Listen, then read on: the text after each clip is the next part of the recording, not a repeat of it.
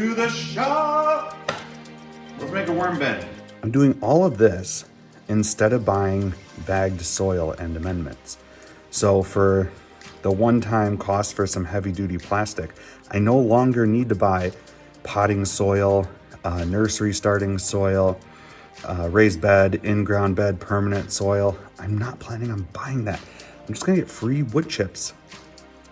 Talk to my friends, see if I can get spent coffee grounds from them, yard waste, all that other stuff. Today we're gonna make a giant worm farm. Shipping on all the worm farms was gonna take a long time, and they were kind of small. I need a big one. So here we go.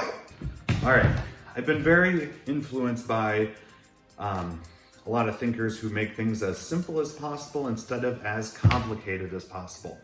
So to make this as simple as possible, we'll need 2 containers. One, kind of a drain catchment. You don't need that if you do it right. It's my first worm bin, so I'm not planning on getting it right in the first try. And then you need a spot for the worms. And then eventually you'll need a spot for the worms to climb up into a fresh area. So let me show you how we're gonna do that. And then we're just gonna drill holes. Bottom is gonna be 1/4 inch holes for the worms to go in and out of. And on the sides, we're gonna put 1/8 inch holes for air to go in and out of. So here we go. I'm gonna use, because it's bulging, I used it to sanitize some of my mushroom substrate, and it didn't take the heat very well. I since have started using another method for that, and we'll get into mushrooms, which are growing in the humid chamber behind me. And all of this is part of a system to grow my farm from the ground up. So we live near a big multiple logging operations, mostly for paper pulp trees, but they also do hardwood firewood as a side business. And I can go over there and scoop up basically as much hardwood sawdust and wood chips as I want. So I'm gonna use that as a base to build the fertility on the farm.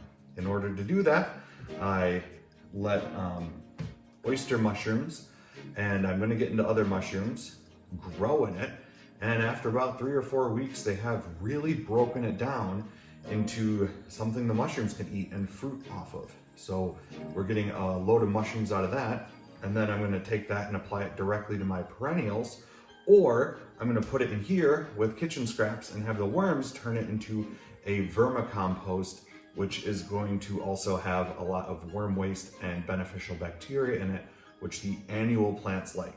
So enough talking, let's make sure these will still fit together, and then we'll get to making some holes. So here we go. All right, so these fit together really tightly.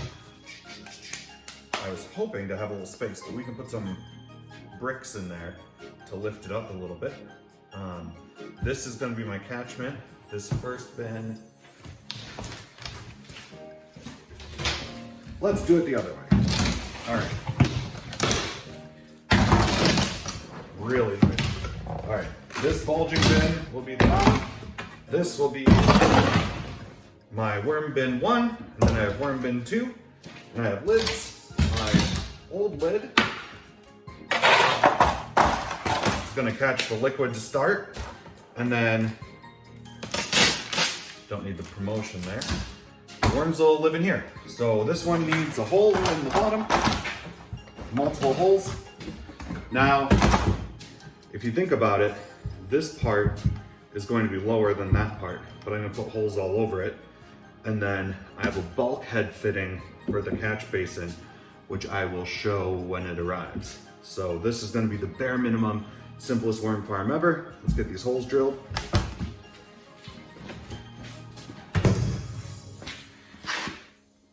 Making some holes.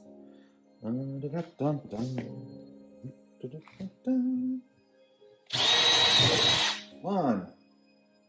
Let's do a lot.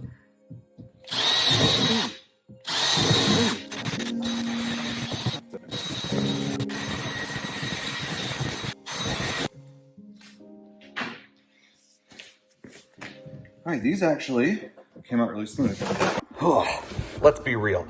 Sometimes I'm a big fan of cost equivalence. What's this going to cost? In total, less than half as much as a pre-made worm farm, and it's going to be twice as big. It's to be determined if it's twice as good. That same cost is about the same as 3 or 4 bags of organic soil. So if before winter is over, that was my alarm to go get my kid. I got to go do that. But if before winter is over, I can get 3 or 4 bags worth of organic soil out of here, it will have paid for itself in one winter. If it takes me 2 years or 3 years, it'll take that long to pay for itself. So it's also a container I can use for so many other things. So it's not like I'm going to lose out on this. So there you go. That's about how much it's going to cost. It's an equivalent.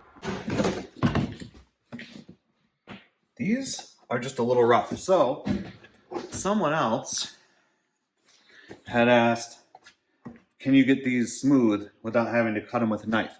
And I think you can.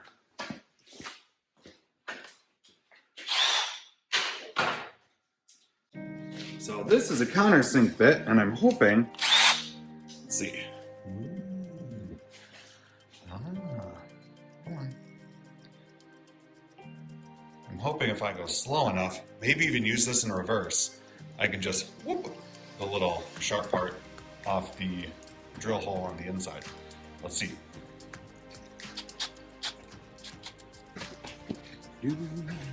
Let's make sure you can see. Let's go reverse.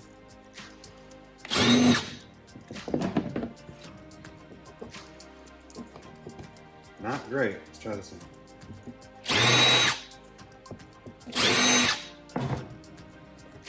Not great. I have another. I'm gonna try a step bit. Let's try that. All right, step bit looks like this. It has steps. So you can drill to different depths. And I'm hoping I can get it through at the 1/4 inch, and the next biggest one, clean off the lip. Let's find out. Sure you can see, we'll try reverse first.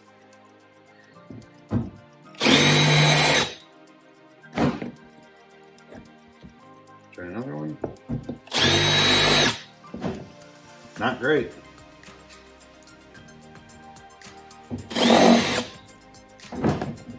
Forward. Made the hole bigger, but it made it smoother. Let's see.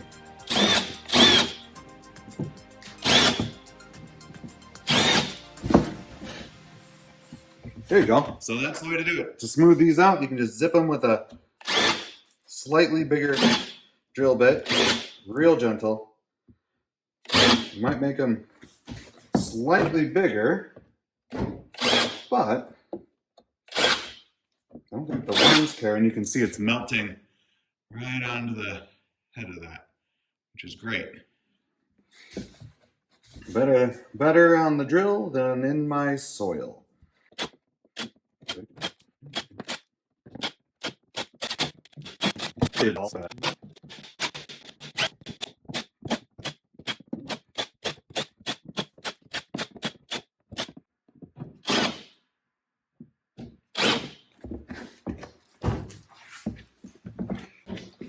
Let's get all this plastic out of here.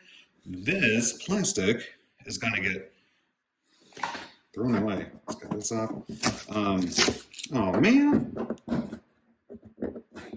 Go figure. That is a sticky sticker. Okay.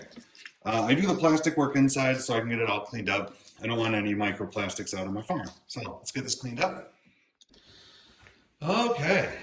We got catchment bin and base, and then this, which fits really tight, but there's a gap here and the corners.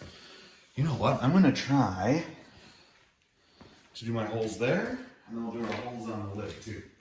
So, time to drill more holes. Oh, look at that little guy, 1/8 inch. Let's get going.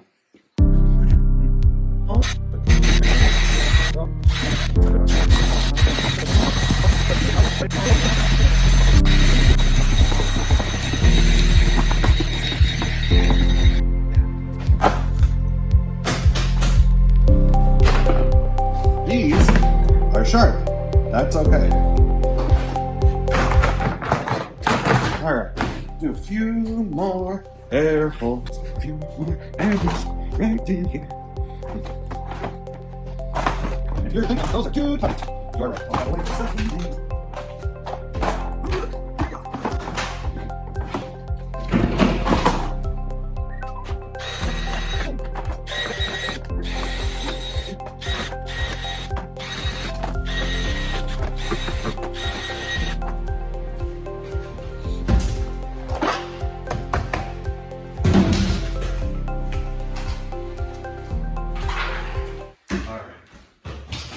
To make it up to everyone who's so OCD and they don't like what I've done with where the holes are placed, this is for you.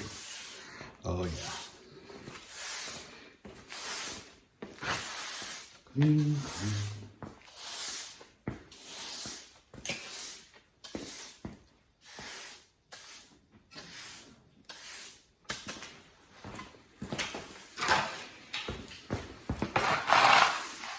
Oh, a little spider.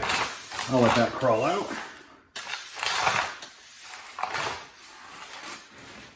Spiders help keep things clear.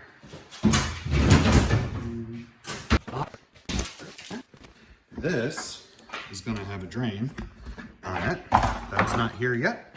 So what I'll do is make sure this doesn't fill with water. Now I need to keep that up higher. Oh. You could use bricks. Use what you got. I got these great little net pots. 1, 2, 3, 4, 5. They can hold quite a bit of weight. Well made. All right. Worm zone. All right, and then what you do is you have another one of these. So the worms are swimming around in here, eating all their food. Swimming, wrong word. Crawling around in here, eating all their food. And then when you put another one of these on top with the holes, they'll slowly migrate up to it. And then you have a fresh bin. Make sure they don't get out. You got a lid. So there you go. A cheap, giant worm farm. Oh, yeah.